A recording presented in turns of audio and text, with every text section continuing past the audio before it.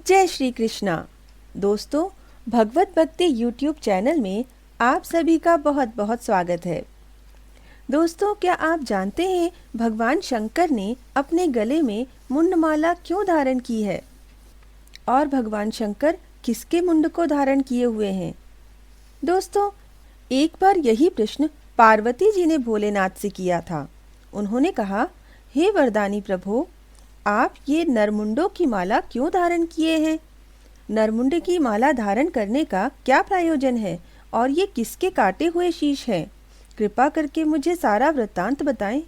तब भगवान शंकर ने जो कथा सुनाई, वही कथा मैं आपको सुनाने जा रही हूँ। लेकिन उससे पहले अगर आपने अभी तक हमारे चैनल को सब्सक्राइब नहीं किया है तो दोस्तों, आप अभी हमारे चैनल को सब्सक्राइब कीजिए और साथ में बेल आइकन दबाना ना भूलें, जिससे आने वाली इसी तरह की धार्मिक और रोचक कथाएं आपके पास सबसे पहले पहुँचें।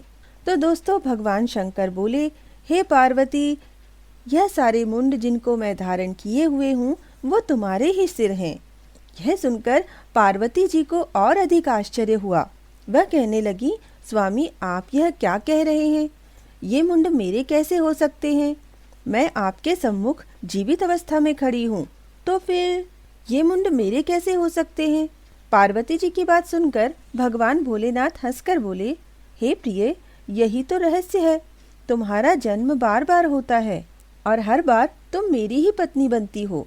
तुम्हारे प्रत्येक जन्म का प्रमाण मेरे कंठ में लटके मुंडों की माला है। इन्हें गिनकर तुम जान सकती हो कि तुम कितनी बार जन्म ले चुकी हो। हे प्रिय, मेरी मृत्यु नहीं होती क्योंकि मैं अमर हूँ। सृष्टि का कोई भी प्राणी यदि अमर कथा सुन ले तो वह अमर हो जाएगा। भगवान शिवजी के मुख से अमर कथा की महिमा सुनकर पार्वती जी का नारी मन चंचल हो उठा। तब उन्होंने अमर कथा सुनने की जिद ठान ली।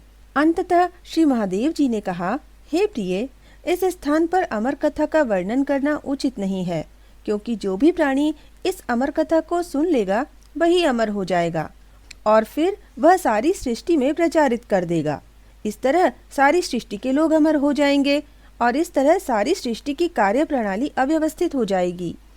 इसलिए एकांत और गुप्त स्थान पर चलो, जहाँ मेरे और तुम्हारे सिवा अन्य कोई जीव जंतु न हो।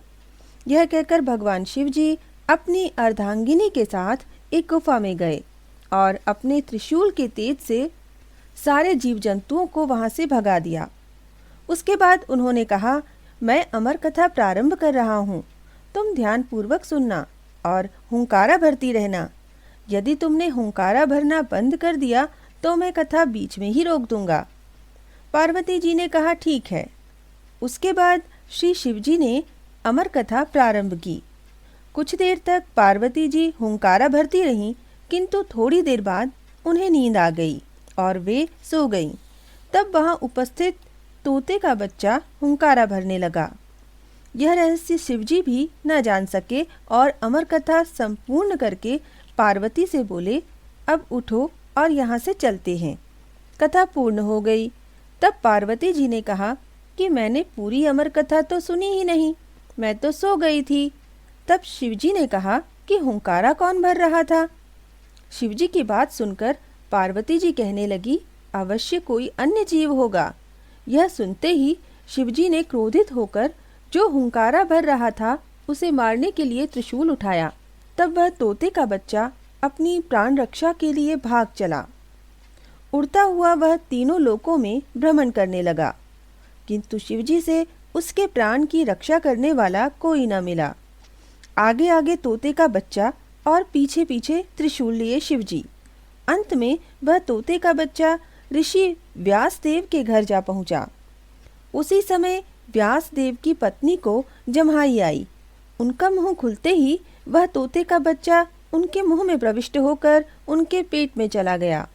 उसी समय शिवजी वहां पहुंचे और ऋषि व्यासदेव से कहने लगे, हे ऋषिवर, तुम्हारे घर में मेरा चोर तोते का बच्चा आया है, उसे बाहर निकालो, नहीं तो मैं तुम्हारा वध कर दूंगा। उसी समय ऋषि की पत्नी बाहर आई और बोली, हे प्रभु, मुझे जम्हाई आई। उस समय मुझे ऐसा लगा कि वह तोते का बच्चा मेरे मुंह में प्रविष्ट होकर मेरे पेट में उतर गया। अब उसे मैं कैसे बाहर निकालूं? तब शिवजी ने कहा, मैं तुम्हारा ही वध करूंगा, तब वह तोते का बच्चा भी मर जाएगा।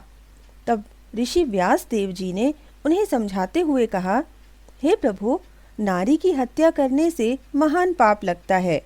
तब शिवजी ने विचार करते हुए कहा, हे ऋषिवर, तुम्हारी बात सत्य है, अतः मैं यही आसन जमा लेता हूँ। जब वह बाहर निकलेगा तभी मैं उसका वध करूँगा। और वे आसन लगाकर वहीं बैठ गए। इस तरह आसन जमाए हुए उन्हें 1 वर्ष से ज्यादा समय बीत गया। उधर शिवजी के एक ही स्थान पर रहने से सृष्टि की कार्यप्रणाली अव्यवस्थित हो गई। तब सभी देवता इकट्ठे होकर विचार विमर्श करते हुए शिवजी के पास आए। सभी देवताओं ने अनेक विधि से प्रार्थना करते हुए समझाया और कैलाश लौट चलने को कहा, किंतु वे अपनी बात पर अडिग रहे कि मैं तोते के बच्चे को मारे बिना यहाँ से हिलूंगा नहीं। अंत में श्रीहरि विष्णु ने कहा, हे देवाधिदेव, मुझे ज्ञात है कि आपके लिए कुछ भी असंभव नहीं है, किंतु हे त्रिनेत्रधारी, यदि आपने तोते की हत्या कर दी तो अमर कथा की महिमा समाप्त हो जाएगी।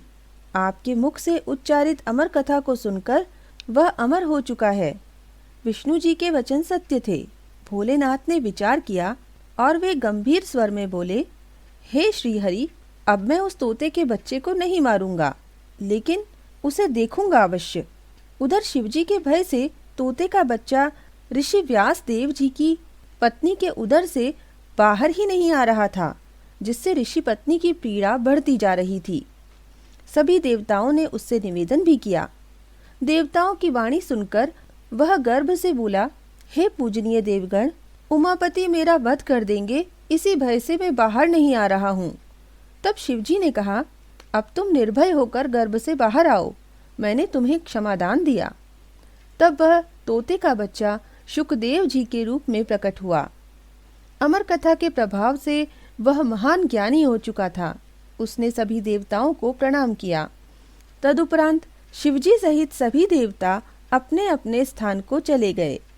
तभी से विद्वान ऋषियों महात्माओं ने यह प्रतिपादित किया कि जम्हाई आए तो मुंह को हथेली से ढक लेना चाहिए, जिससे कोई अवांछित तत्व मुंह के मार्ग से अंदर न जा सके।